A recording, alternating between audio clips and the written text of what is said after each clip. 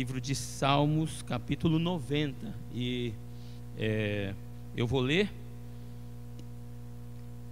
E se você quiser acompanhar na projeção, fique à vontade. Mas queria que você sentisse esse texto como eu senti. Senhor, Tu tens sido nosso refúgio de geração em geração. Antes que os montes nascessem, ou que Tu formasses a terra e o mundo, mesmo de eternidade a eternidade, Tu és Deus. Tu reduzes o homem à destruição e dizes: tornai-vos filhos dos homens. Porque 1000 anos são aos Teus olhos como o dia de ontem que passou, e como a vigília da noite. Tu os levas como uma corrente de água. São como um sono.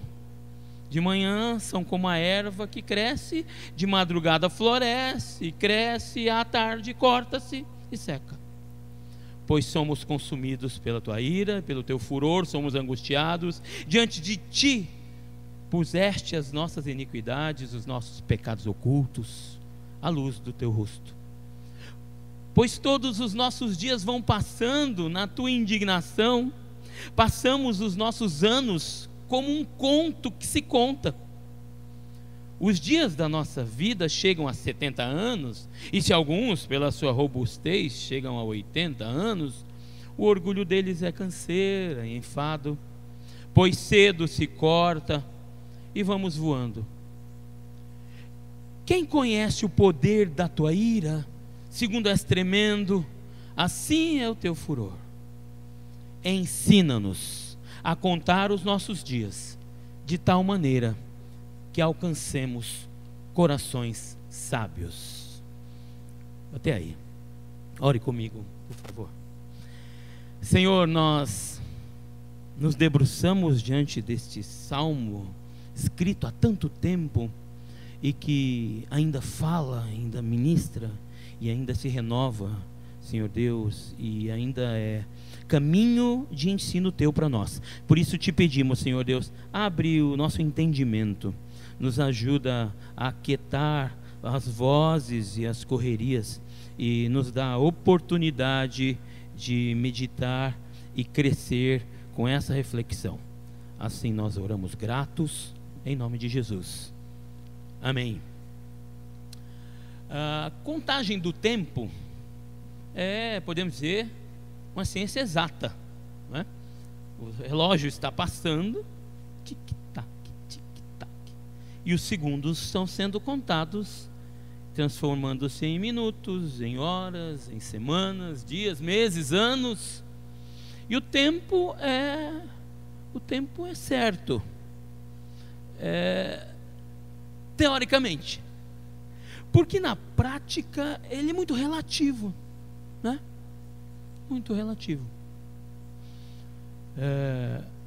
Na prática, nós vemos esse relógio se apressar ou paralisar, dependendo de como estamos, ou do que estamos fazendo, ou da época da nossa vida, ou de como levamos a nossa vida. Não é assim? E todos nós sabemos como passa rápido um fim de semana. Todos nós sabemos como termina ligeiro um encontro gostoso de família ou entre amigos. E também sabemos como demora para terminar um tratamento de canal.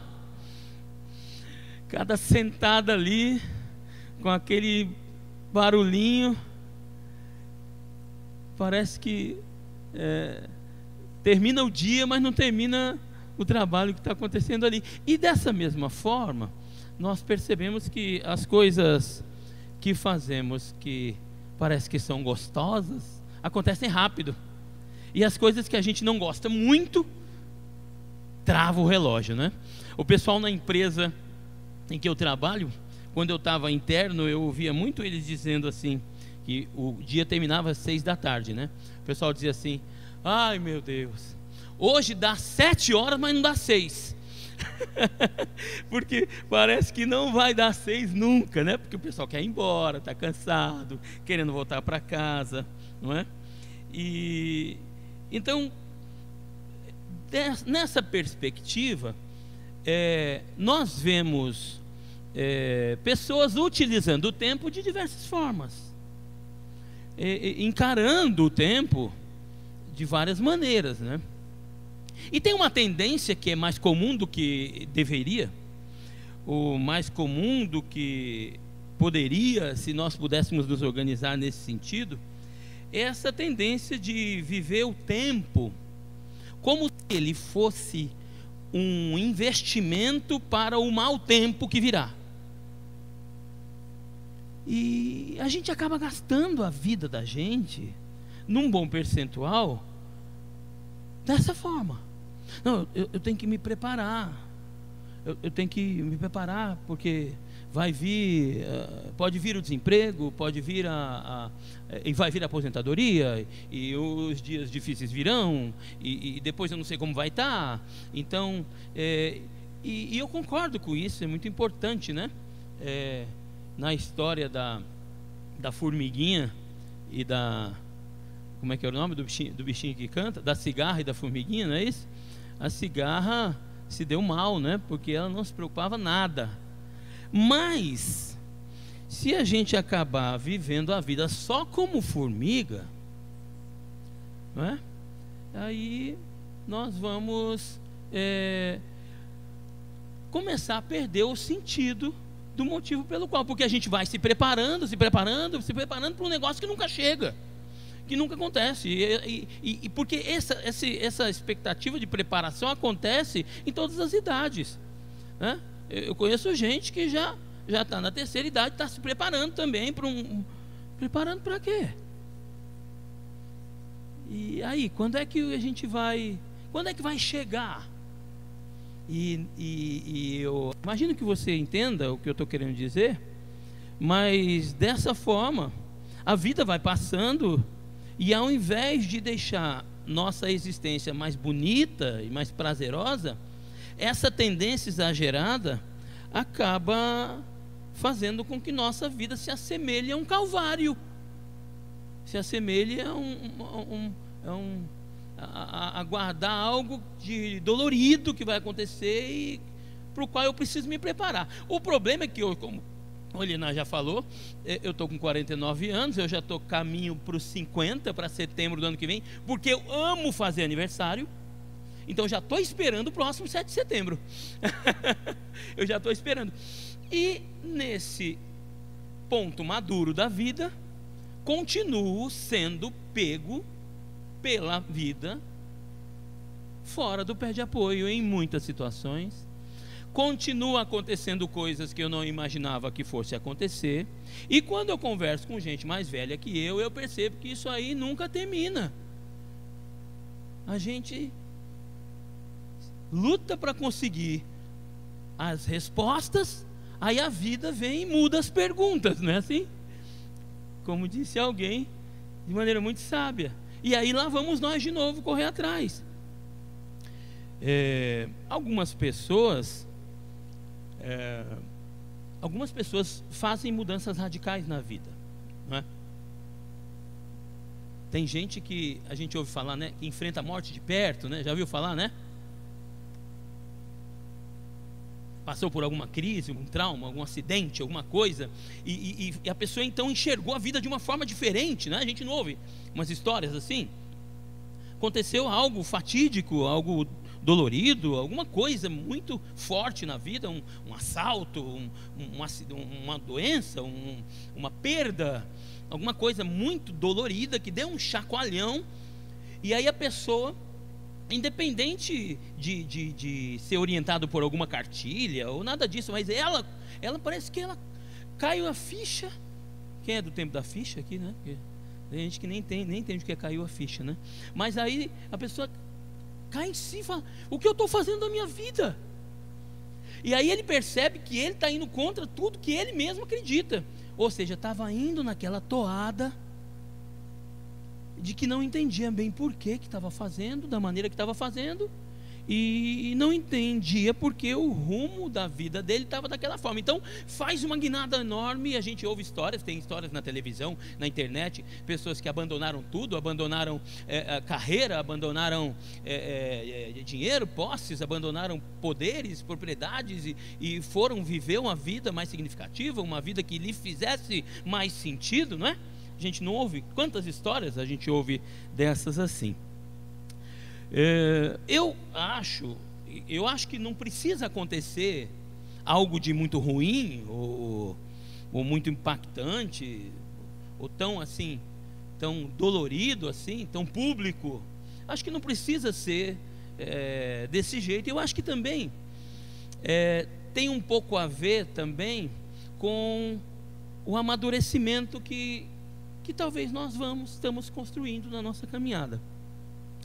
Eu acho que eventos sutis também podem ser marcantes, podem ser orientadores importantes para que alguém eleja ele como um motivo para traçar uma nova rota.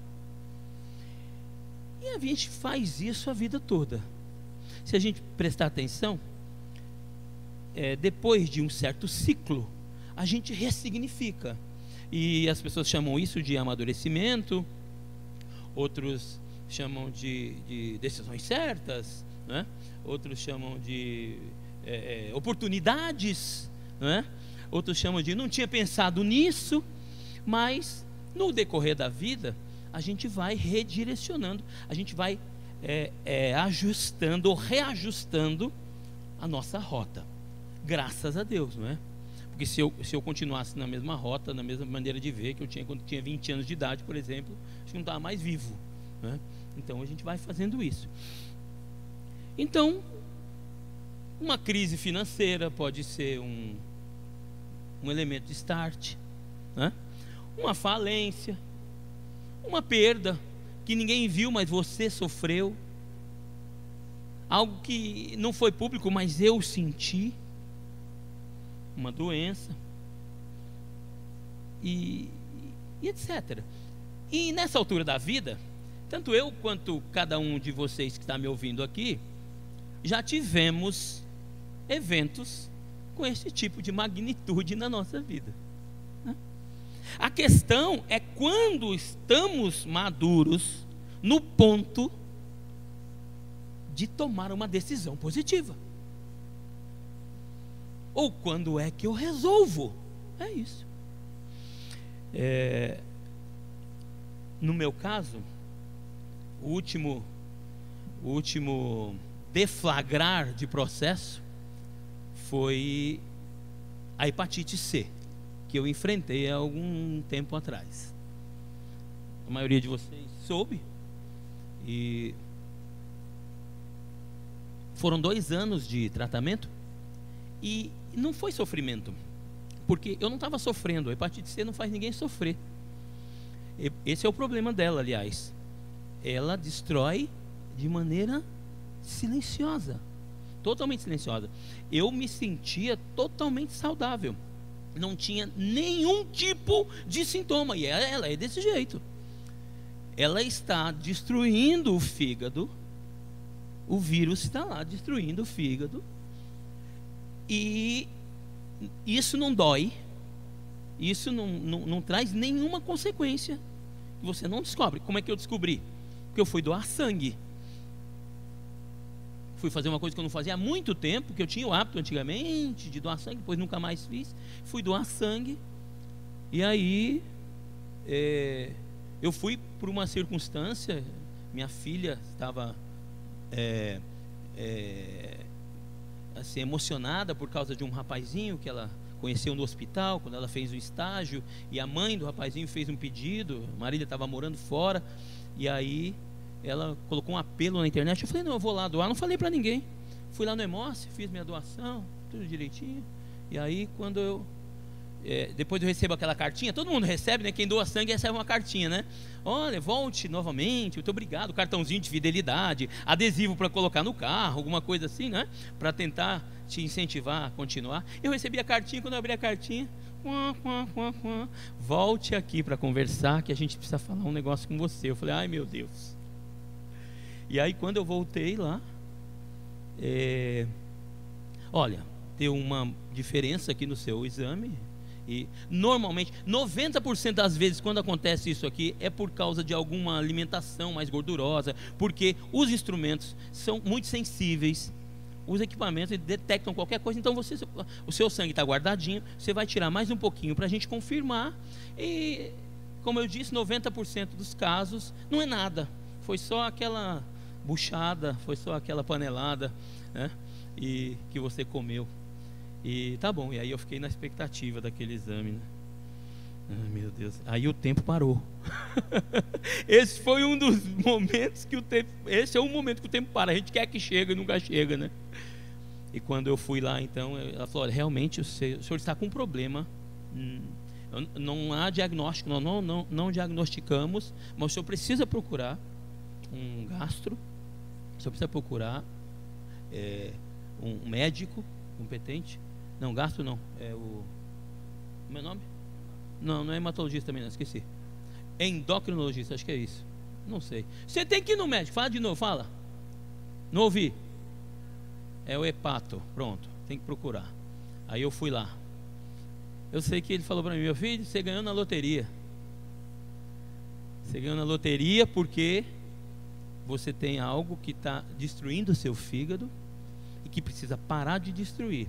E se não parar, você vai morrer. Porque quando aparece o problema, não dá mais tempo.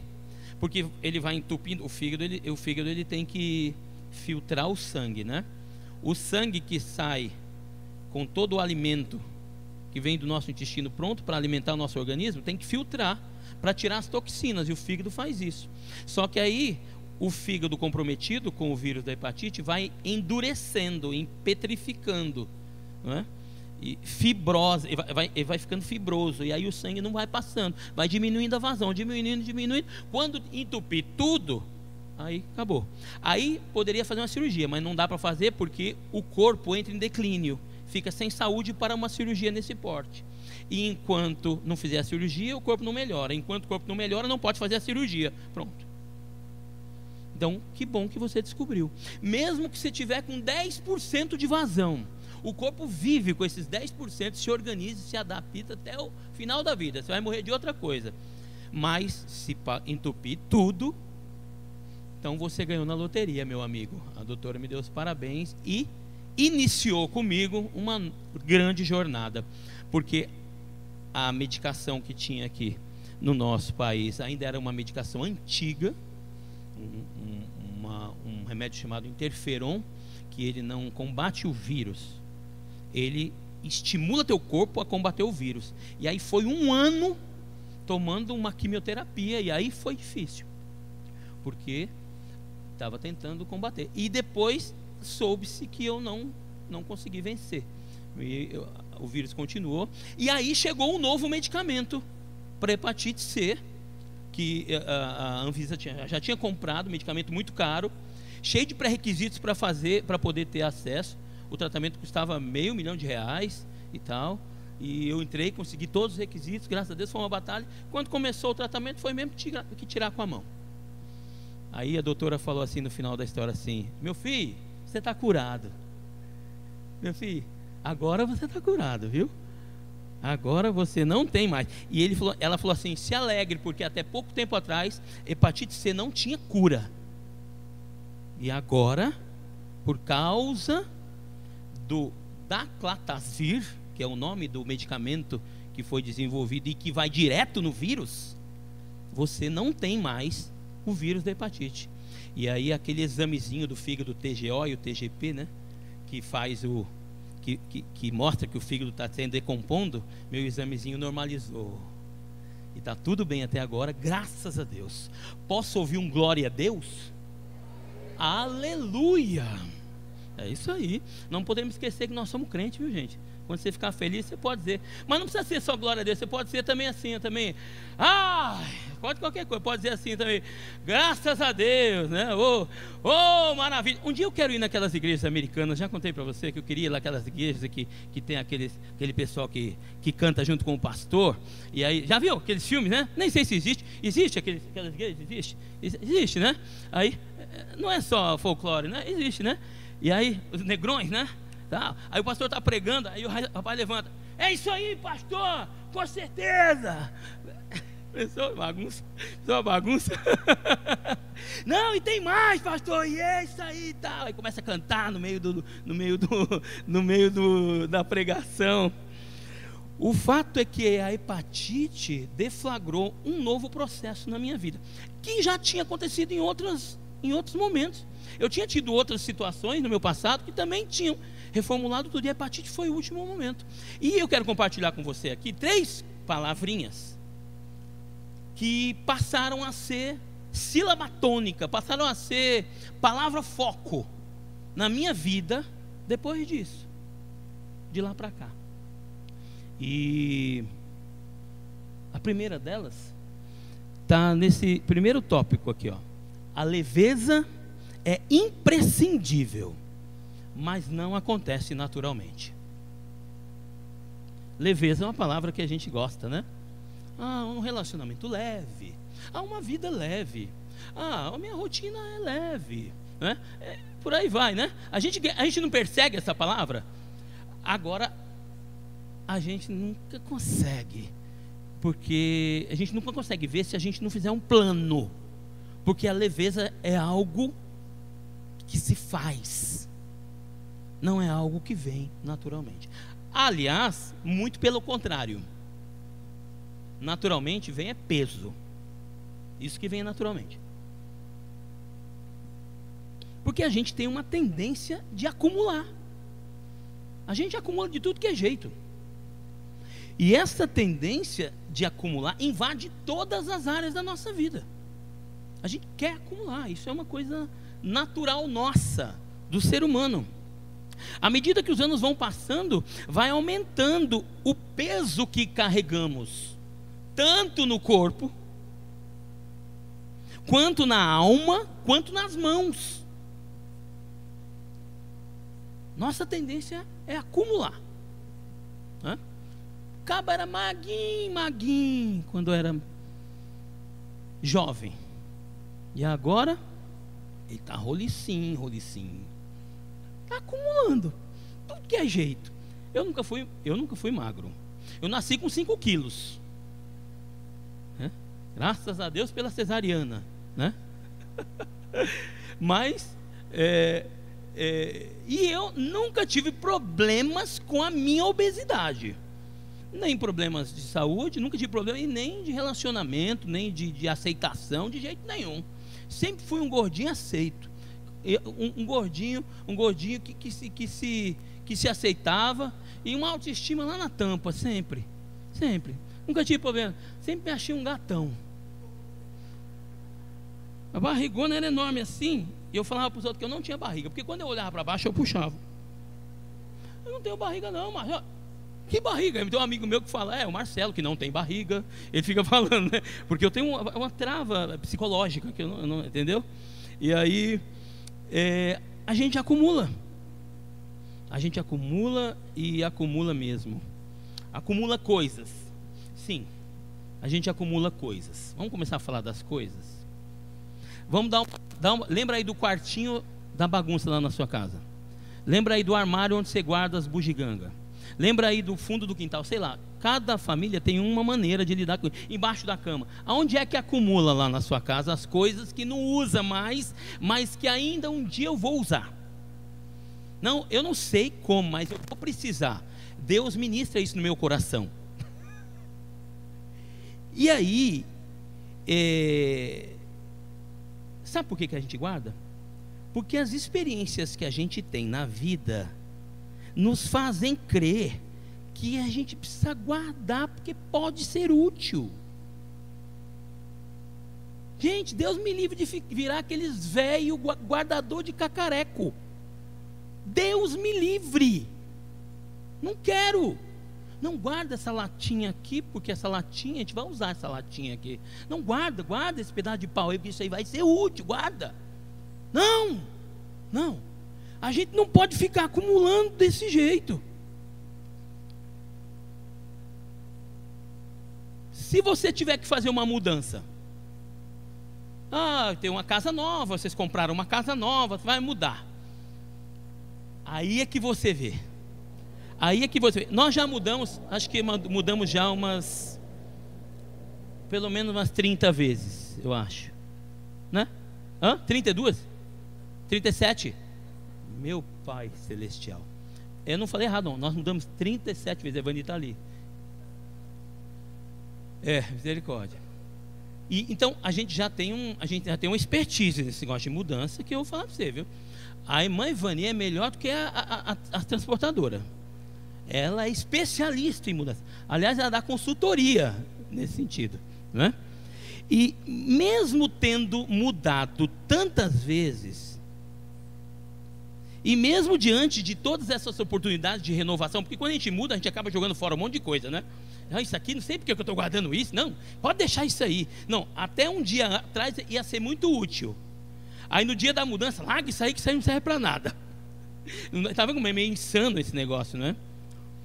Mesmo assim, quando a gente vai preparar uma mudança lá em casa, a gente se pega com bugiganga, cacareco e coisa que não precisava estar ali e que a gente já está acumulando de novo. Porque parece que esse negócio de acumular é que nem barba. A gente corta, cresce de novo. A gente corta e cresce de novo. E vai guardando, e vai guardando, e vai guardando. E quando vê, a gente está guardando coisa que não era para guardar. Mesmo que for para contrariar toda a certeza interior, devemos nos livrar das coisas que não usamos. Ou assumi-las para o dia a dia. Pega ela e coloca ela em xeque. Eu vou colocar você na minha vida. Você não conseguiu um dia, no outro dia você pode jogar fora, que isso aí não vai ficar na sua vida. Se livra. A gente acumula sentimentos também. Então a gente vai começar a falar de coisas que são mais perigosas do que esses cacarecos que a gente guarda. Seres emocionais que somos, registramos fatos, eventos e informações por meio de emoções, sentimentos. O professor carismático de matemática só conseguiu colocar a matemática, ou o português, ou a matéria que a gente aprendeu, porque ele era carismático.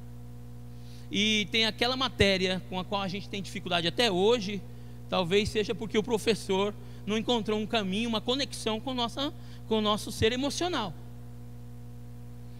Por mais que a matéria fosse exata.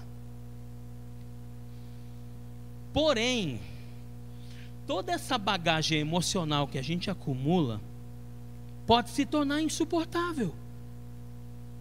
O Elenay falou uma coisa aqui que ficou gravado em mim uma vez, faz tempo já que ele falou. A gente precisa lembrar das coisas, mas a gente também precisa aprender a esquecer das coisas. Esquecer é uma bênção.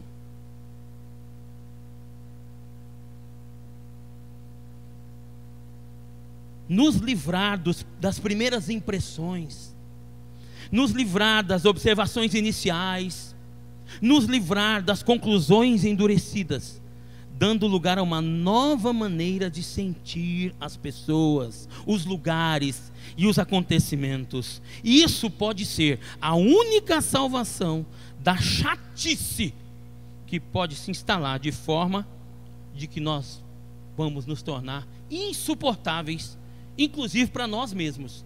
Tem gente que nem ele próprio se aguenta, né? É verdade, não é verdade? É verdade isso. Olha, tem dia que a gente não se aguenta, né?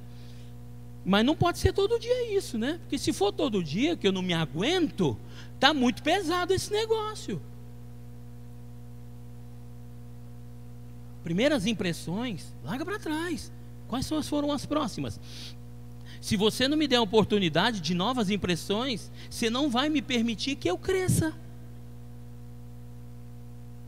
Está tudo engessado, tudo é como começou, ninguém pode mexer em nada. Não, nós somos seres mutantes, em constante transformação.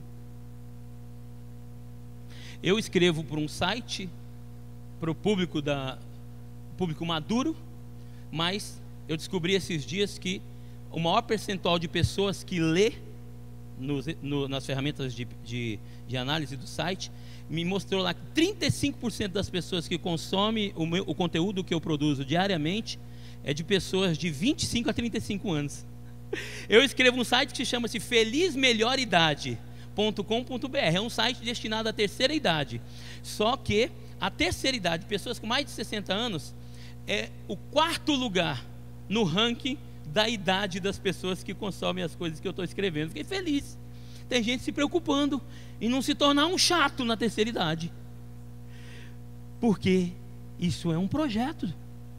Aliás, eu escrevi um texto, tá lá no site, chama assim, 8 formas de saber se estamos ficando chatos. Leia no felizmelhoridade.com.br. E a gente tem que prestar atenção com isso, né? Outra coisa que a gente acumula, e eu quero falar do corpo, o Elenay já me deu a deixa, né? Me deu um tênis, a igreja me abençoou com um presente maravilhoso, né? E eu estava precisando, porque eu só tenho um, diz que não pode fazer atividade todo dia com um tênis só, tem que alternar, que ele tem que descansar, tem que voltar a borracha, tem que arejar, e aí todo dia eu estou fazendo atividade física, que faz parte desse novo momento meu, não é? De leveza, eu quero leveza, eu quero essa palavra para mim. E como eu disse, a obesidade minha nunca me trouxe dificuldades. Eu sempre, nas corridas no colégio, eu era sempre o mais pesado, mas eu chegava na frente junto com os primeiros da galera. Nunca fui mole, né? E sempre namorei as meninas bonitas. Casei com a mais bonita da cidade, você imagina, né? Então, deu conversa pro gordinho e dançou, né? Mas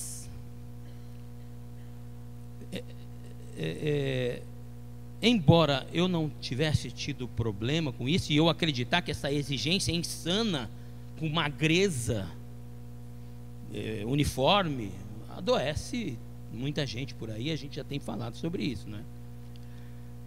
Mas como tudo na vida da gente se alastra pelas outras áreas da vida, eu tomei isso há mais de 6 meses, já vai para 1 ano, uma decisão: eu vou emagrecer um pouco.